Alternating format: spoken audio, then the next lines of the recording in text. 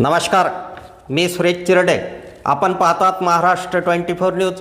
दिग्रस हर्सुल फाट्याजवळील अपघातातील राहुल डोलारकरचे निधन. काल सायंकाळच्या वेळी हर्सुल फाट्याजवळ झालेल्या अपघातातील जखमी असलेल्या राहुल डोलारकरचे निधन झाले. काल सायंकाळी अजय पारधी याने काही दिवसापूर्वी नवीन बुलेट खरेदी केली.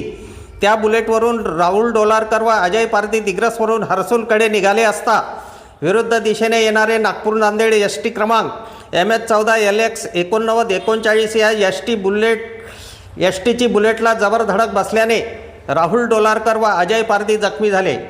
दोघांनाही दिग्रस येथील आरोग्यधाम हॉस्पिटलला भरती करण्यात आले. राहुल डोलारकरची प्रकृती चिंताजनक असल्याने पुढील उपचाराकरिता यवतमाळ नेण्यात आले, परंतु राहुल डोलारकरची प्राणज्योत मावळली. अवघ्या 3 ते 4 दिवसापूर्वी अजय पारधीने बुलेट खरेदी केल्याचे कळते. बुलेटचा चकनाचूर झाला. मृतक राहुल डोलारकर हा 24 वर्षाचा आहे. परिवारामध्ये आई वडील याचा एकुलता एक तो असल्याचे कळत आहेत.